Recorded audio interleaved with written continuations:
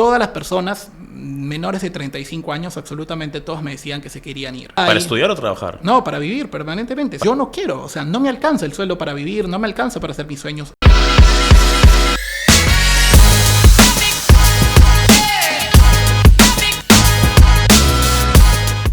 ¿Qué tal? ¿Cómo están? Bienvenidos una vez más a Largo y Tendido, este espacio donde tengo la oportunidad, como dice el nombre, de conversar de una manera más larga y tendida con invitados de todo tipo, de todos los países, porque ya hemos tenido invitados internacionales. El día de hoy está un amigo mío que ya he tenido la oportunidad de entrevistar en repetidas oportunidades. Él es Mirko Vidal, él es libertario. Vamos a descubrir qué significa eso verdaderamente y es conductor del programa Amanecer Libertario. Mirko, buenas tardes, en realidad. Gracias por venir a este espacio. Muchas gracias por la invitación una vez más acá para conversar temas de política, temas de liberalismo, ya los temas que solemos conversar, pero vamos a darle un nuevo enfoque para que las personas puedan saber qué implica toda esta corriente y siempre dar un valor agregado a lo que decimos, ¿no? Efectivamente, ¿no? Porque el tema del liberalismo o el libertarismo, dentro de poco seguramente nos vas a dar la conclusión de cuál es la diferencia, porque se suelen confundir estos dos tipos de corrientes políticas. Está un poco más de moda a raíz de Javier Milei principalmente, ¿no? Hasta hace tal vez 5 años las ideas del libertarismo o liberalismo no eran tan populares, se hablaba más que nada de derecha y de izquierda y se acabó. ¿Cómo comienza tu canal de Amanecer Libertario? Ok, esto es una historia que he comentado realmente poco porque, bueno, no suelo profundizar en esto. Pero mira, mi canal, bueno, la idea de mi canal empieza en la pandemia 2020 y ya llevo 4 años en el canal. Como muchas cosas en la pandemia, mucha gente tuvo esa introspección de qué estoy haciendo con mi vida, hacia dónde voy, y tuvo ese proyecto, ¿no? Me imagino que fue algo así. Sí, en realidad yo ya venía en redes desde el 2017, solo que más anónimamente, ¿no? Tenía mi grupo de amigos liberales y tal, ¿no? Hasta que más o menos en fines de 2019 me junto con Rodrigo Prenafeta, que él es dueño del canal Paralelo 33 en Chile, un gran amigo mío. Y bueno, él hacía lo que yo hago ahorita en Perú, pero para Chile, ¿no? Él comentaba, había entrevistado a Axel Kaiser, comentaba de liberalismo, libertarismo en su país, con todas las noticias de Chile, ¿no? Solamente Chile. Solamente Chile, bueno, algunas veces Latinoamérica, pero principalmente Chile, ¿no? Y fue ahí cuando él me dijo, oye, tú tienes potencial, tú puedes hablar y hacer lo mismo que yo hago, incluso mejor, llegar a más gente y tal. Y yo le dije, obviamente, que, bueno, no me creía con los conocimientos todavía que no él te tenía, la creías, ¿no? Que yo no tengo tu carisma, no tengo las habilidades que tú tienes, ¿no? A mí me pareces un gran comunicador y tal. Y él me dijo, bueno, por lo menos intenta y mira cómo te va, ¿no? Eso suele ser el primer freno de mucha gente en redes sociales, ¿no? Que dice, todavía no tengo esas características, esas capacidades, no sé tanto, pero la única manera de saberlo es tirándote a la piscina. Sí, y yo comencé realmente desde abajo, comencé con la cámara de mi celular, un micrófono de 30 soles y mi computadora que ya más o menos era viejita, ¿no? Y así empecé y bueno, él me dio un gran impulso porque le dijo a su audiencia, a todos los que eran peruanos, que había un mercado ahí que no se había explotado y lo veían a él, que a veces comentaba también de Perú. Entonces les dio a mi canal y después de ahí estuve solo, ¿no? De vez en cuando hacíamos directos juntos, pero lo tuve que construir prácticamente desde cero, ¿no? Y tu canal ya tiene como más de 100,000 seguidores. Sí, tiene más de 100,000 seguidores. Hay que apuntar la estrategia de crecimiento de Mirko, por si acaso, ¿no? Sí, como te digo, fue algo totalmente de cero, de cero, y fue pura constancia. El propio mercado a mí me da las señales de qué videos funcionan mejor, que no, qué títulos funcionan mejor, que no, qué temas funcionan mejor, ¿no? Esas son las señales de mercado, ¿no? Que en mi rubro bueno, en realidad cualquier rubro, el mercado, cuando obtienes ganancias, cuando obtienes pérdidas, es el sistema en el cual te dice si lo estás haciendo bien o lo estás haciendo mal. En el caso de YouTube son las visitas, ¿no? Hay contenidos que tienen más boom y entonces hay que saberlos explotar, otros que tienen menos boom y bueno, ahí el mercado te está diciendo de repente esto no es lo que queremos. Y entonces uno tiene que combinar lo que quiere la gente junto con lo que tú también quieres transmitir, ¿no? Claro, porque también no vas a, digamos, prostituirte y comenzar a hablar de farándula solamente porque puede que te dé más vistas, pero no es lo tuyo. Claro, no. Es más, yo en mi canal trato de no hablar mucho de farándula porque, primero que no sé, la verdad es que no tengo ni idea. No tengo ni idea. La Shirley, la Yajaira, no sé, ahí queda mi Por Dios que no tengo ni idea. Yeah. Es que muchas personas yo sé que ven, pero en cámaras dicen que no ven, ¿no? Para un tema de prestigio. En tu caso es en serio, tú no de ves. Verdad no veo, ¿no? Me han invitado recientemente a un podcast donde combinan ambos farándula y política, y en la zona de farándula la verdad es que no he dicho mucho porque la verdad es que no sé de quiénes están hablando y porque es un tema que de verdad no me interesa. Con todo respeto para las personas que ven eso, ¿no? Yo no lo consumo. Pero la verdad es que me he metido mucho en la política y, como digo, mi familia no tiene conexiones políticas, mi familia era totalmente despolitizada, no sabían absolutamente absolutamente nada, y yo me fui forjando un camino, yo ya tenía varias lecturas, yo empecé a leer de liberalismo en 2016, 2017. ¿Y cómo comienza este deseo por conocer acerca del liberalismo o en la política en general? Primero me salían varios debates de política, recuerdo que había un canal llamado Hispan TV, que fue el primer canal que vi. O sea que todo parte por YouTube. Sí, Estás claro. en YouTube un día hueveando y te aparece un video que te llamó la atención y así poco a poco. Literalmente así empieza. En Hispan TV, que bueno, tiene un contenido más pro-iraní en contra de Israel, pero bueno, yo no tenía ni idea, ¿no? Yo simplemente veía y cada vez que había una sección que invitaban a analistas políticos, ¿no? Y empezaban a hablar de geopolítica, de las relaciones Israel con sus vecinos y tal, y me parecía realmente chévere. Yo no sabía que había una carrera llamada Ciencias Políticas para empezar. No tenía ni idea. O sea, como te digo, mi familia cero política, abuelos, padres, absolutamente nada, ¿no? ¿Qué edad tenías cuando pasó esto? 16, 17, y ahí fue cuando, bueno, yo quería estudiar otra carrera, estaba estudiando medicina, y justo yo me cambio de carrera porque sentía que medicina quizás no iba a destacar como destaco ahora, ¿no? Y entonces me cambio de carrera, y justo cuando cambio de carrera un año antes de iniciar el canal, se da todo, ¿no? Y entonces poco a poco fui a formar mis conexiones desde abajo totalmente. Sí. Como te digo, no recibí ningún apoyo, todo el dinero que ganaba con YouTube lo usé para reinvertir. Lo primero que hice fue comprar un buen micrófono, que es fundamental en YouTube. Sí, luego recuerdo la cámara, la pantalla verde, las luces, aprender a editar, porque en mi canal yo hago todo. Yo edito, yo grabo, o sea, no tengo ayuda porque es algo que me divierte hacer, lo tomo casi como un trabajo. Y poco a poco fue construyendo y llegamos hasta ahora. Conocí muchas personas gracias a la política y tal, pero siempre me mantuve en mi rubro, y en este tiempo he seguido leyendo. O sea, nunca me he quedado conforme, sigo leyendo porque mi objetivo es ser la persona que más sabe de libertarismo en todo este país. Ese es mi objetivo y creo que tengo todo para hacerlo. Por supuesto. ¿No? Ahora, dijiste algo interesante hace un rato, que es que tú podías identificar cuáles eran los temas que más gustaban a tu audiencia o la audiencia en general, ¿no? Porque no solamente te ven o puedes llegar a los 100.000 o 100.000 y pico de suscriptores que tienes, sino que tienes un abanico mucho más grande en YouTube de todo el mundo, en realidad, ¿no? Todo el mundo hispanohablante. ¿Cuál es el tema o cuáles son los temas que más llaman la atención? Bueno, normalmente varía, pero lo que se ha mantenido constante primero fue el tema de Javier Milei, ¿no? Tú ponías Javier Milei en el título y el video reventaba solo. ¿Y tu audiencia suele ser peruana o también llegas a Latinoamérica? YouTube te da estadísticas, ¿no? El primer país que me ve, lógicamente, es Perú. Sí. Luego sigue Estados Unidos por el tema de la comunidad peruana en Estados Unidos. Claro. El tercer país es Chile y el cuarto país es Argentina, ¿no? Después siguen el resto de países de Latinoamérica, incluso España, etcétera, ¿no? Por las comunidades peruanas, me imagino, porque hay gente que simplemente quiere enterarse de lo que pasa en Perú, ¿no? ¿Y por qué crees que Javier Milei, y eso también me pasaba a mí cuando estaba en la televisión, que los temas internacionales no solían pegar, excepto dos, Milei y Bukele? Milei y Bukele tenían muchísima pegada o causaban interés en la población peruana. Bueno, porque Javier Milei explota a partir de 2018, ¿no? Y entonces muchas personas, recordemos que el propio jefe de campaña de Javier Milei dice que Perú es el país, aparte de Argentina, con más seguidores que tiene, ¿no? Entonces, obviamente, ellos quieren consumir cosas de Javier Milei. Y yo le daba el valor agregado de que hablaba de Javier Milei relacionado con algo con Perú. Entonces ya ese video explotaba automáticamente, ¿no? Pero ¿por qué crees que al peruano le llama tanto la atención Milei? O sea, esa figura de Milei, ¿no es una figura que se ha visto antes en el Perú? ¿O es el tema ideológico, el libertarismo, es el carisma de Milei? ¿Cuál es tu lectura?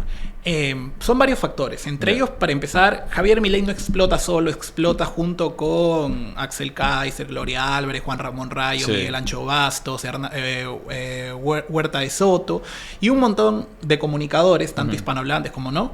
Entonces es todo un campo, ¿no? O sea, se hace todo un mercado. O sea, Javier Milei obviamente es el que más explota, pero en realidad hubo demasiadas personas fuera de Perú que empezaron a explotar esto. Y luego también youtubers, Tipito Enojado, Libertad y lo que surja. La cantidad de contenido fuera de Perú que era libertario, la verdad es que había una escasez acá, ¿no? Entonces yo entro en el momento justo para poner libertarismo y Perú, asociar esos dos movimientos, asociar al país con el libertarismo. Y fue por ahí de repente que se dio esta oportunidad, que quizás mi amigo vio ese mercado en emergencia, ni siquiera yo lo vi. Entonces entré y bueno, fue un boom, ¿no? Luego después de mí ya se crearon más canales libertarios y tal, ¿no? Pero gracias a Dios puse esa primera piedra y nada, yo traté de ayudar a todos los que pude. Cuando vi que se formaban canales libertarios en Perú, yo los invitaba a mi canal para que la gente... Claro. Yo en ningún momento fui egoísta ni tal. Tu objetivo es dar a conocer o proliferar las ideas del libertarismo, más que ser tú solamente el que tiene conocimiento? Sí, las personas que me siguen desde 2020, que a mí me escriben, no, yo te sigo 2020, te sigo 2021, saben que ni bien empecé a tener un poquito de relevancia, cada canal que salía yo lo invitaba, porque quería que este movimiento se expanda. No solo yo, porque mi objetivo no es vivir de YouTube, a pesar que YouTube puede ser una fuente de ganancias interesante en algunos momentos. Mi objetivo no es vivir de YouTube. Mi objetivo es formarme, tener todos los estudios, maestría, doctorado y poder difundir estas ideas, ¿no? Trabajando a través de libros. Sí, tengo planeado escribir libros y tal, ¿no? Ahora que estoy terminando la carrera, ya me falta este ciclo y acaba todo. Tengo planeado hacer maestrías, doctorados, formarme más intelectualmente y poder ir a medios de comunicación como a seguir difundiendo lo que es el libertarismo, ¿no? Me parece una corriente que, a pesar de que se ha hablado mucho, todavía sigue siendo muy poco explorada. Vamos a explorar un poquito más. El libertarismo y el liberalismo, ¿es lo mismo? ¿Hay diferencias? ¿Cuál es la explicación, no? Porque se suele confundir, parten tal vez del liberalismo clásico, pero se dividen. Sí, en realidad hay mucha confusión porque se han usado como sinónimos y sobre todo lo utilizan como sinónimos los nuevos, por decir, las universidades que ahora están recogiendo este tema. En una pasada entrevista justo hablábamos de que en la academia se está empezando a analizar este fenómeno porque ya es imposible de ignorar, ¿no? Claro. Entonces se está empezando a analizar qué es el libertarismo y tal. Hay gente en Argentina, politólogos que no pueden hablar bien del tema porque no conocen quién es Rothbard, no conocen quién es Hoppe, o sea, no tienen idea. Lo atacan con los dogmas con mainstream, que ninguno es verdad, ¿no? Tú te cruzas con un libertario y tú le dices esos dogmas mainstream, como que el libertario solo se preocupa por la economía y le da igual todo. Entonces el libertario te hace puré, ¿no? Te hace puré porque no tiene nada que ver. Yo en debates que he tenido en 2022, como por ejemplo un profesor de la PUC, fue y me dijo todos los dogmas, ¿no? Y quedó muy mal, o sea, quedó muy mal. Es más, la anécdota es que tengo suscriptores que iban a sus clases en la PUC y en su grupo de clases se pasaban ese video de ese debate para molestarlo, ¿no? Porque de verdad el profe quedó muy mal, ¿no? ¿Era un profesor de qué? ¿Ciencias políticas? Me parece que era un profe de filosofía, me parece. Yeah. Exactamente los cursos que llevaban no lo sé, pero me enviaban capturas de los grupos de donde estaban y se pasaban ese debate, ¿no? Es Amanecer Libertario versus profe de la PUC, lo pueden buscar ahí. Pero el tipo queda muy mal, ¿no? Queda muy mal porque me dijo, tú defiendes la escuela de Chicago. Yo le dije, bueno, el debate no es serio porque ni siquiera yo defiendo eso, vaya a estudiarlo prácticamente, ¿no? Entonces fue muy gracioso. Pero centrándonos más en lo que es el libertarismo. Es relativamente sencillo, solo que se ha trastornado demasiado con el tiempo.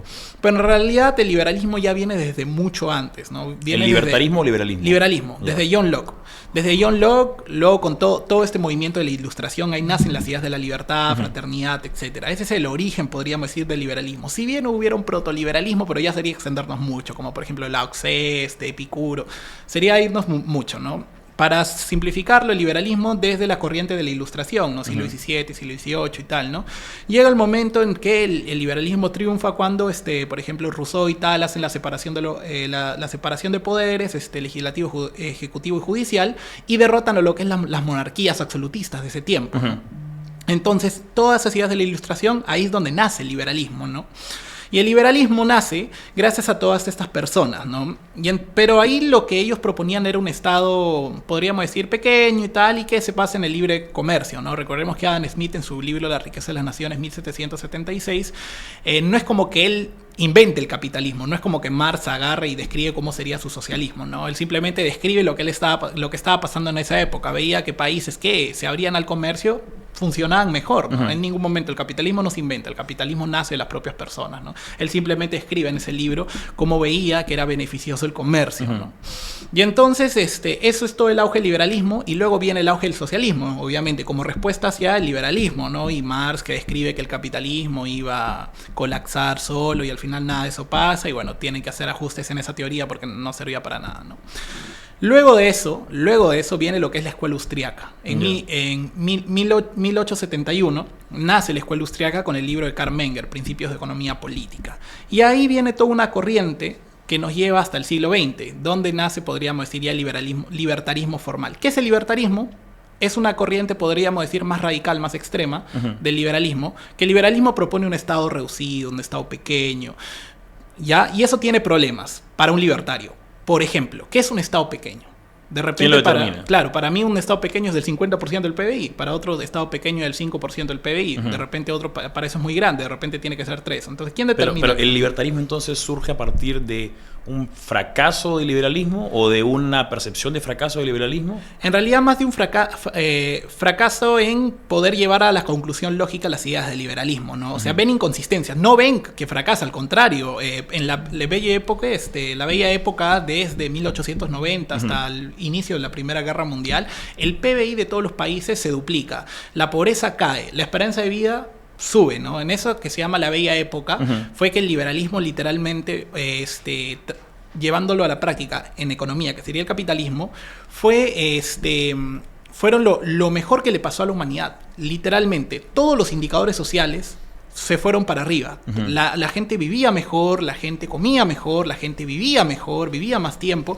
Todo lo que pasó en eso de la bella época, que fue el triunfo del capitalismo, nos llevó a una época de prosperidad. Se crea el avión. La cantidad de avances sociales es espectacular, ¿no? Entonces, ¿cómo surge el libertarismo? El libertarismo surge justamente porque hay inconsistencias teóricas. Ellos consideran que hay inconsistencias teóricas. Por la subjetividad de lo que acabas de mencionar. Por ejemplo, esa, ¿no? Yeah. ¿Qué sería un Estado pequeño, no? Aparte, decían que sí, bueno, sobre todo después de la Primera Guerra Mundial, vemos que el crecimiento del Estado ha ido subiendo. Objetivamente hablando, eso es cierto. O sea, el liberalismo ha sido incapaz de que el Estado se quede pequeño, ¿no?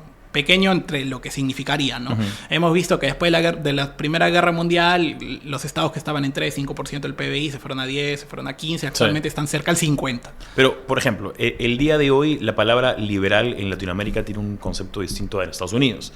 En Estados Unidos se le dice liberals a los demócratas, que nada tienen que ver con las ideas del liberalismo clásico. Eso viene a partir de Roosevelt y a partir de lo que es el crack del 29, ¿no? Yeah. Supuestamente el crack del 29, los marxistas y los socialdemócratas dicen que es el fracaso de un capitalismo sin regular, ¿no? Y entonces ahí viene Roosevelt, pone lo que es el New Deal y tal para tratar de controlar lo que fue la crisis. Y ahí dicen que el liberalismo fracasó, ¿no? ¿Qué fue lo que pasó? En realidad Rothbard tiene un libro llamado El crack del 29, la Gran Depresión. Ahí explica que en realidad la sobreregulación de los mercados y la creación de crédito de la nada a través de la manipulación de las tasas de interés crea la crisis, ¿no? Pero eso ya sería otro debate, ¿no? Porque lo mainstream es decir que el capitalismo fracasa en el 29 porque no hay regulación. En realidad fracasa por la sobreregulación y la manipulación de los tipos de interés, ¿no? Les recomiendo que lean ese libro que aclara mucho qué pasó en ese tema, ¿ok? ¿No? Y entonces ahí en esa época estaba Mises, estaba Hayek, y sus avances teóricos permiten ver que esta situación, había inconsistencias teóricas, como digo. Ahí es cuando nace el libertarismo. Viene Rothbard, viene Hoppe, y recogen los trabajos de un autor que se llamaba Gustave de Molinari, del siglo XIX, y combinan ese anarquismo filosófico, lo combinan con los avances de la escuela austriaca. Ellos decían, si seguimos avanzando en lo que es la escuela austriaca, lo que hizo Hayek, sigue Mises, la conclusión teórica es que no debe haber Estado. Y entonces esa es la gran diferencia entre liberalismo y libertarismo. El liberalismo quiere un Estado pequeño, reducido, con funciones básicas como seguridad, salud, por ahí justicia y tal.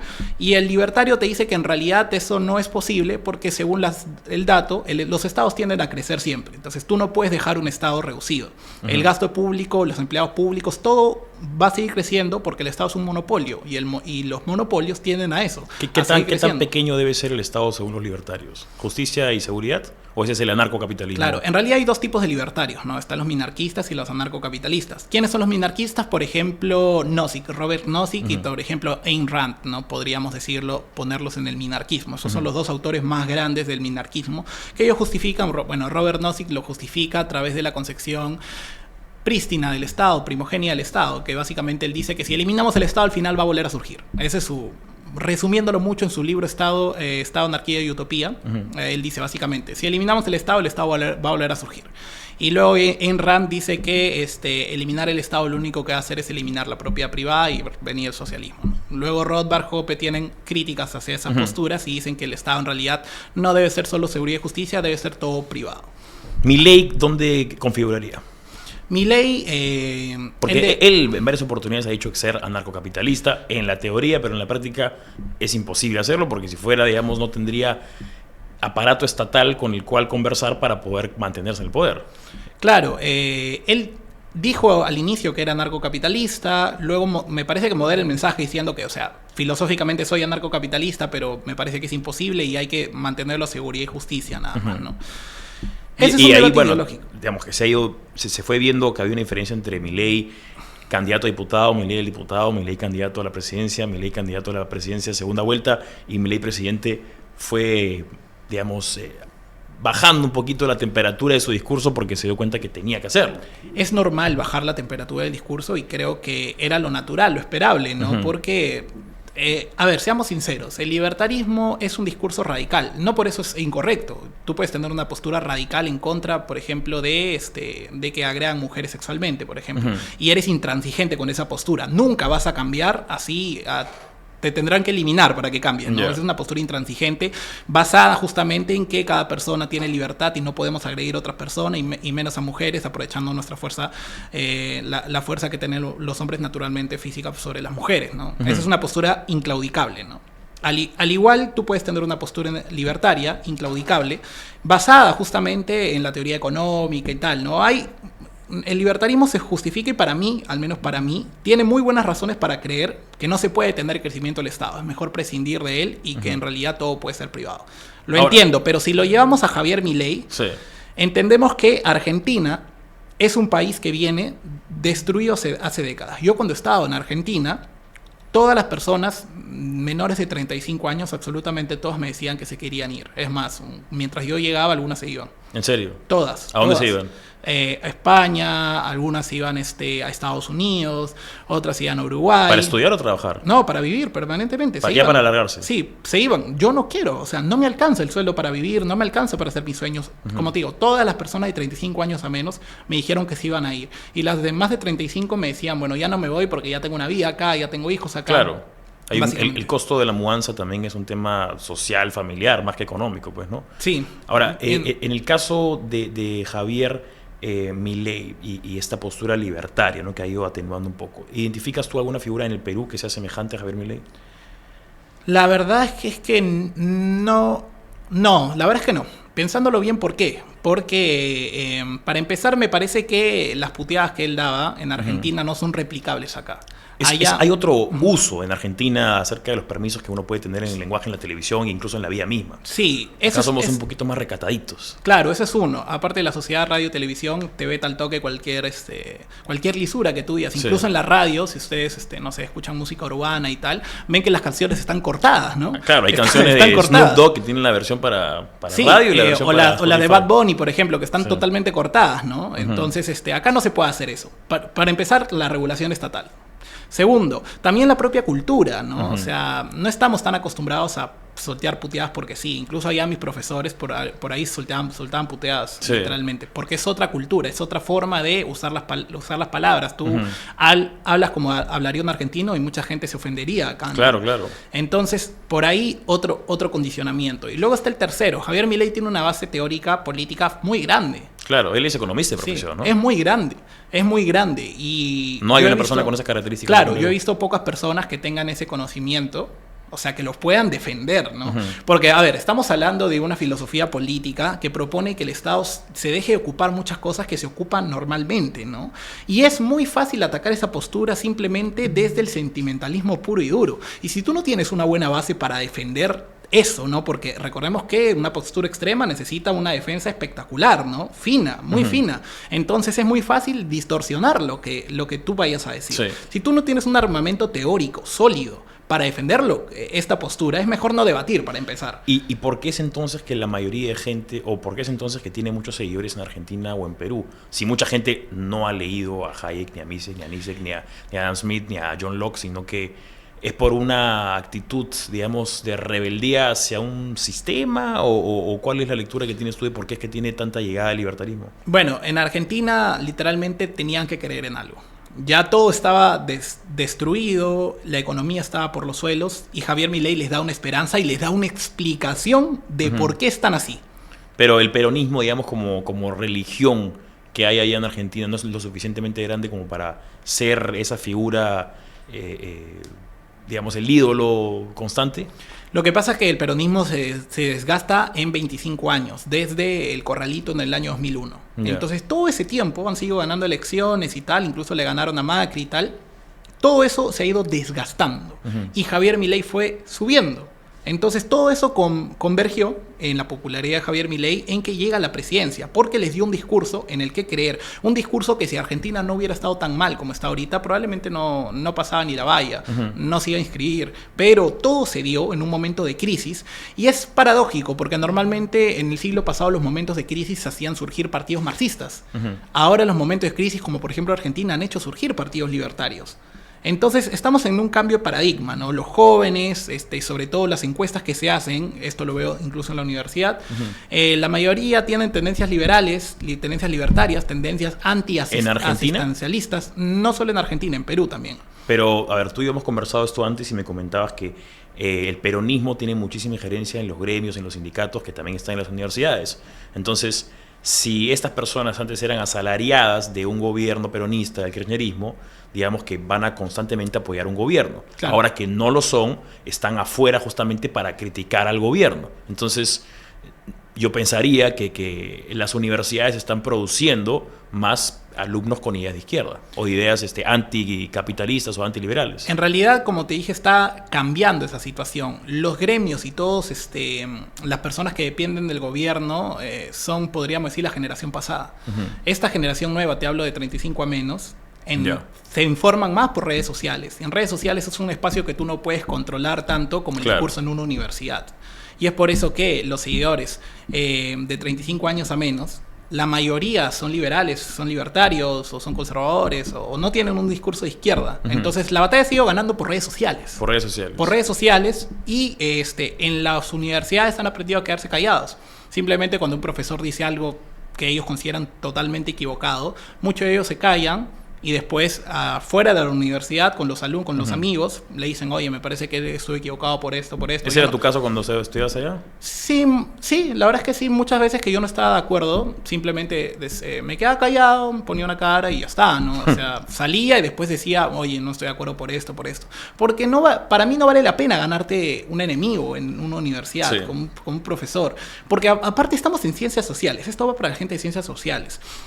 Hay también una parte de subjetividad en el tema de notas.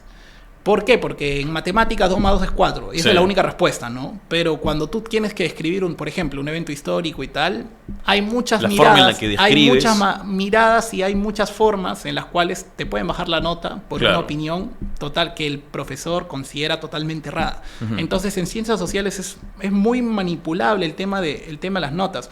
No digo que mi universidad o en la universidad que fui lo hicieran, ¿no? Sino es algo en general. Sí, ¿no? Claro. El profesor, al fin y al cabo, es humano y incluso si le duele la cabeza ese día, puede que califique menos que un día que se lleva bien con su esposa, ¿no? Claro, como digo, eso pasa en ciencias sociales. En temas de letras... Claro, en ciencias exactas es una cosa distinta. No pasa nada, ¿no? La respuesta es 4 y solo es esa respuesta. Justamente hace un rato mencionabas el tema de la izquierda en contraposición a las ideas liberales o libertarias. En tu Twitter, y eso también lo he visto que lo dice el propio Milei, ¿no? El libertarismo no es ni izquierda ni derecha. ¿Cómo calza el libertarismo? ¿Cómo calza ese discurso? Ya, has tocado un tema muy interesante. Eso, para empezar, eso depende de por quién lo diga. Porque aparte Milei habla de zurdos de mierda, o sea, su enemigo es la izquierda, no es la derecha, ¿no? A pesar de que él no dice ser de derecha. Claro, es que eso tiene que ver de la subjetividad de las personas. Cómo las personas quieren vender este tipo de ideas. En realidad, como digo, estamos en ciencias sociales y no hay como que una regla específica para definir al libertarismo en izquierda o en derecha. A mí me parece mucho más atractivo, eso lo digo yo, me parece mucho más atractivo ver al libertarismo como una superación ideológica del duopolio izquierda-derecha. Para mí, me parece muchísimo más atractivo y me ha funcionado mucho vendiéndole estas ideas a otras personas, o sea, siendo honesto, ¿no? Vendiéndonos un término, siendo honesto, decirle, oye, yo creo en esto, y me parece que es mucho mejor que la izquierda o la derecha. Pero las personas me toman... Si entre izquierda y derecha hay una dicotomía de más Estado, menos mercado y más mercado, menos Estado, ¿no calzaría caso del libertarismo dentro de la derecha por tener esas características? Ya, ahí viene un punto. Hay varios partidos de derecha que no han achicado el Estado, al contrario. En el Perú, por ejemplo, hay, digamos, Fuerza Popular dice ser de derecha, pero hay mucha gente que coincide en que no es de derecha realmente. Por ejemplo, Keiko el año pasado estaba impulsando un proyecto de ley para regular las farmacias. Eso es anticapitalista totalmente, ¿no? Pero en teoría, supuestamente la derecha quiere reducir el Estado. Entonces, como hay partidos de derecha que no han reducido el Estado, y ejemplos en el mundo hay muchos, Sí. para quitarnos ese San Benito, las personas han visto, como yo, que piensan que es mejor vender las ideas como ni izquierda ni derecha, como una superación. Por ejemplo, acá te digo algo. Y te sacas del estigma de derecha, sí, izquierda, ¿no? Claro, Porque... te quitas un estigma, ¿no? Yo no estoy diciendo que esa sea la mejor forma, es como yo lo veo. Sí, pero hay sí, otra sí. persona que dice, ¿sabes qué? Más fácil lo ponemos en la derecha y las personas menos ya tienen una idea, ¿no? Claro. No creo que mi discurso o su discurso estén mal, simplemente son formas de verlo, ¿no? Uh-huh. No existe una regla de oro, cada uno vende sus ideas como mejor crea, ¿no? Pero, por ejemplo, mira esto, existe algo que se llama el triángulo de las ideologías mainstream. Uh-huh. ¿Por qué se crea este triángulo? Porque justamente tanto izquierda como derecha están viendo que esas categorías están totalmente desfasadas. Por ejemplo, en el triángulo está así, para un progre, el liberal y el conservador son exactamente lo mismo. Ya. Yeah. Para un conservador en serio, sí. Un liberal y un progresista son lo mismo. Yeah. Para un liberal bastante duro, sí. Un progresista o un conservador son lo mismo. Pero ahí hay una gran diferencia. Claro. El progresista y el conservador son los que menos tienen en común, digamos, a nivel social por lo menos. Claro, pero te digo esto ¿por qué? ¿Por qué surge este triángulo? Porque ahora, por ejemplo, las izquierdas están llamando que la batalla ya no es izquierda o derecha, sino es derechos versus antiderechos. Los que están a favor de los derechos sociales y los antiderechos. Uh-huh. Luego, las derechas están diciendo que ya la batalla ya no es izquierda o derecha, sino es patriotas versus globalistas. Uh-huh. Y los liberales y libertarios también están diciendo eso, si no están diciendo, oye, la batalla ya no es izquierda o derecha, sino estatismo versus libertad. Uh-huh. Entonces, como las ideologías mainstream, podríamos decir, están reconfigurando el debate. ¿Por qué? Porque ya hay categorías como justamente la que hablamos, que por ejemplo hay partidos de derecha que aumentan el Estado, que son proteccionistas, o hay partidos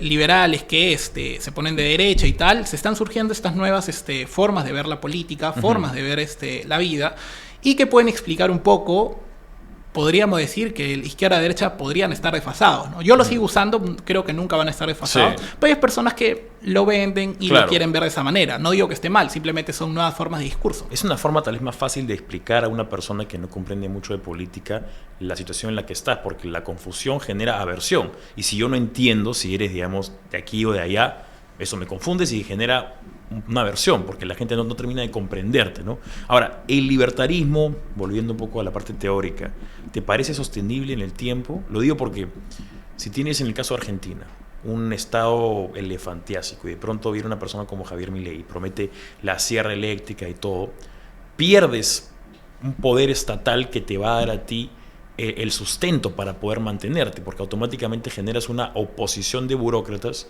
que van a utilizar incluso el aparato estatal para criticar al gobierno de Javier Milei, que podría reelegirse en 3 años, pero si no tiene ese apoyo, no lo va a hacer. Entonces, no hay una incongruencia, una contradicción en el sentido en el que para lograr mantenerme tengo que darle de comer a esta gente, pero he prometido quitarle la comida a esta gente.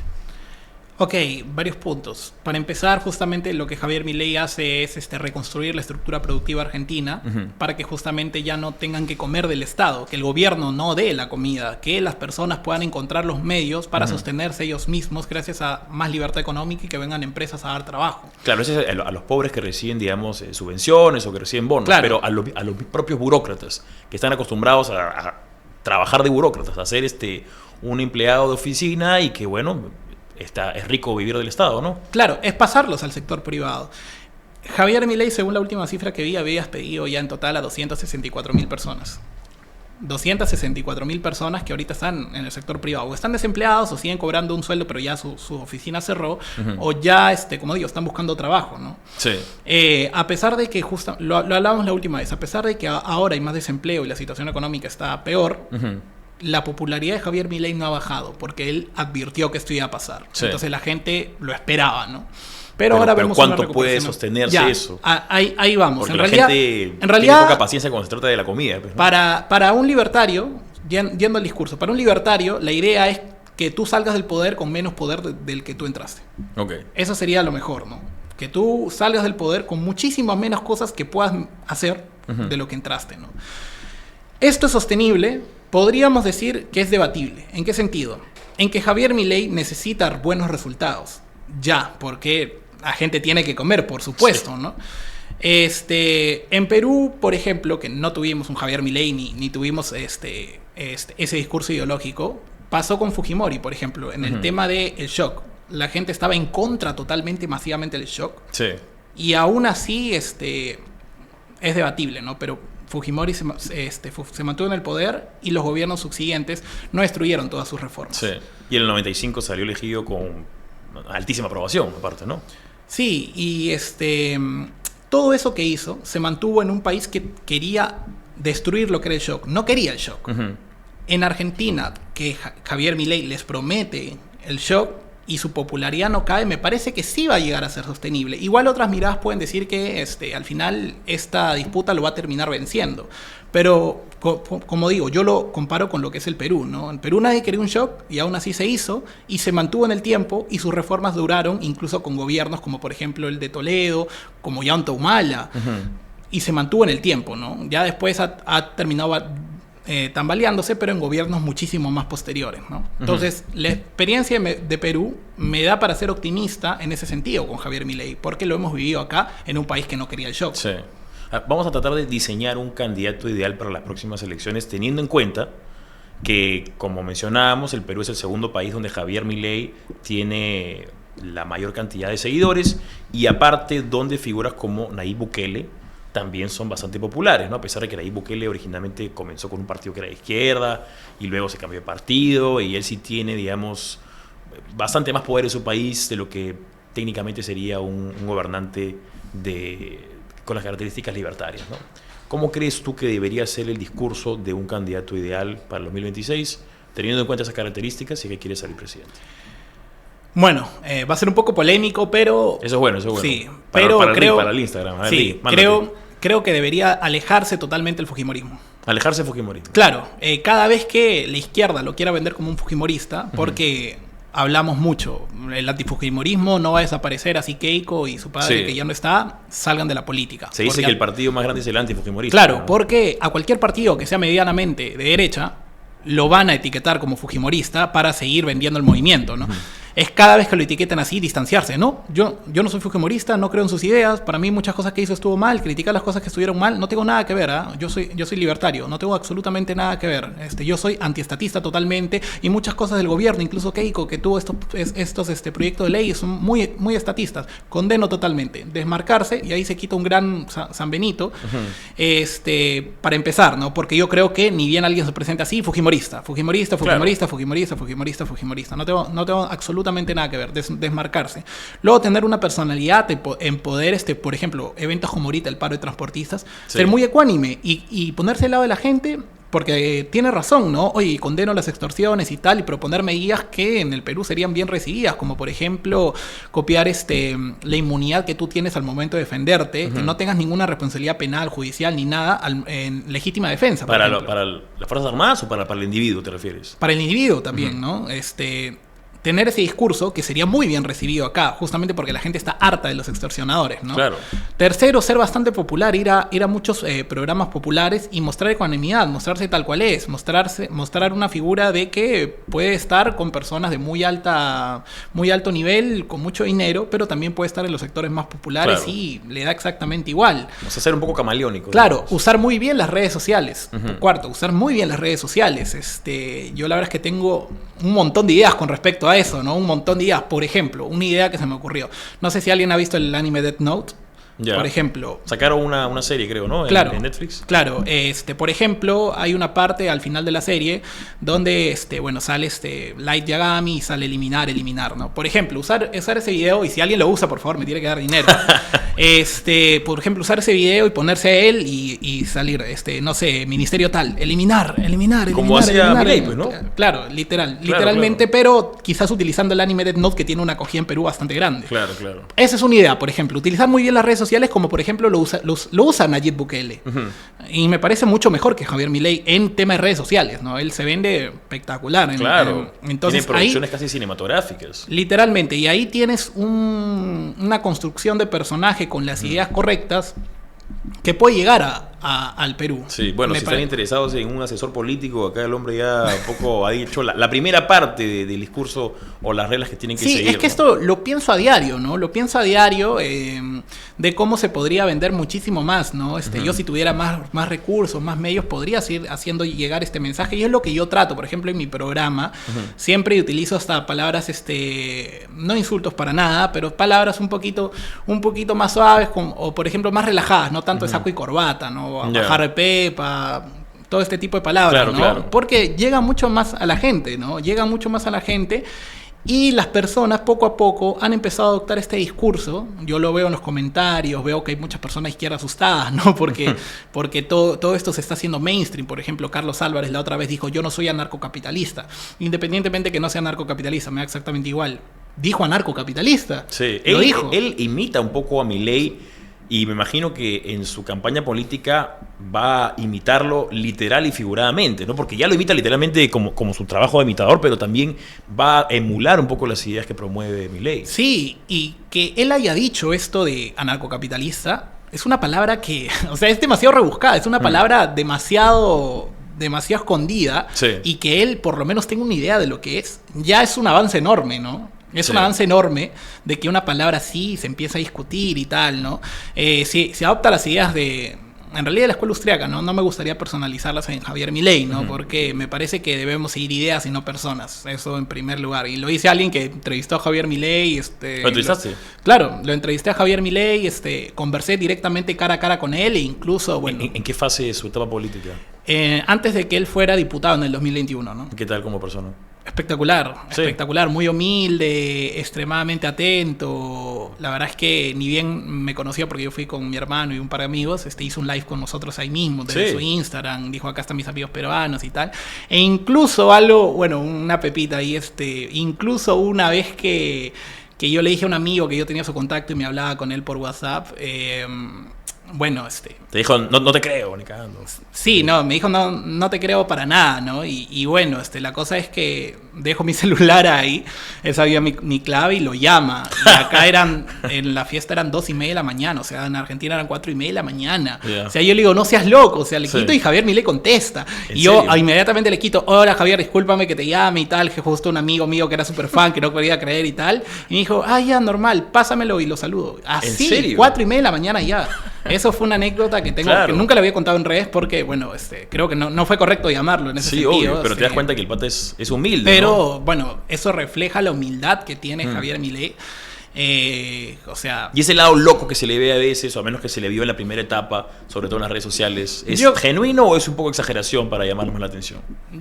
Un poco de ambos. Un poco de ambos. Creo que sí es genuino, pero no es algo que sacas normalmente, pero creo que para el show y tal está bien. O sea, creo que tiene una parte de genuino, ¿no? Pero de que... O sea, no sé si lo habrá cambiado la política, no. Eso ya desconozco. No sé, yo lo conocí antes de que fuera diputado y el tipo era un amor de persona. Como digo, esta anécdota a mí me dejó bien clarito que el tipo era una persona espectacular. Yo quizás me pongo en su lugar y me hubiera molestado mucho. No, y aparte hay muchas personas que llegan a esa fama y se convierten en divas y te hubieran dicho cómo se te ocurre llamarme, o te hubiera bloqueado, te hubiera insultado. Sí, me hubiera bloqueado de una, ¿no? Pero si el tipo contesta medio sonoliento y se pone a hablar... Yo le dije, oye, discúlpame, te voy a colgar. Me dijo, no, pásame los saludos y hablaron que 7, 10 minutos. Mira tú, qué buena onda. A ver, ya para ir finalizando, ¿te interesa a ti meterte en la política? Quizás después de que me forme, ¿no? Claro, mencionas que quieres culminar este aprendizaje académico de maestría, doctorado. Sí. Pero, bueno, pueden ir de la mano, ¿no? ¿O no? ¿O prefieres aguantarte un rato? Lo que pasa es que el tema político, bueno, ya lo saben, en mainstream decir que es muy sucio, es bastante complicado, ¿no? Es personas que te estén puteando día y noche. Y no sé si podría compaginarlo con un estudio tranquilo donde necesito tranquilidad para hacer exámenes y tal, ¿no? Porque tú necesitas un manejo de redes sociales, necesitas un manejo y tal, ¿no? Entonces... Tienes que bifurcar tu mente en la parte política y en la parte académica y puede ser un poco complicado. Y estás en una edad en la cual quieres estar relajado, quieres salir con tus amigos, estar con tu familia, tranquilo, ¿no? Porque exponerte políticamente es también exponer a tu familia. Sí. Pero igual, ahora que mencionaste mencionaste estos 4 planes o las ideas, digamos, que tú sugerirías a un candidato. Va a haber por lo menos 50 partidos políticos, hasta 60 tal vez. Vamos a tener 130 candidatos a diputado, más 60 candidatos a senador. Eso por 50 partidos. Digamos que hay un mercado amplio de personas que pueden estar interesadas en tus capacidades o conocimientos como un asesor político. ¿Te interesaría eso? Sí. Sí. Sí, claro, eso me parecería una gran oportunidad porque estas ideas van a beneficiar al país. Sí. Y independientemente quién lo haga, si me llame un partido de izquierda, yo las daría. Sí. Porque bajar impuestos, bajar regulaciones, va a ayudar a que personas tengan un plato de comida en su mesa. ¿Cómo no hacerlo? Exacto. Eso lo podría hacer desde ya, claro que Sí. a mí me gustaría, claro. Bueno, que sí. entonces invito a todos los liberales, libertarios, que les gustan las ideas de Javier Milei, las ideas de la Escuela Austríaca y les ha gustado esta entrevista con Mirko Vidal, para que lo llamen ahí a su correo o a todas sus redes sociales, y acá el hombre está presto, dispuesto a poder ofrecer sus servicios o sus conocimientos académicos para en bien del país. Muchas gracias, Mirko, por estar con nosotros acá en Largo y Tendido. Muchísimas gracias y un saludo a todos. Perfecto. Chao y hasta la próxima.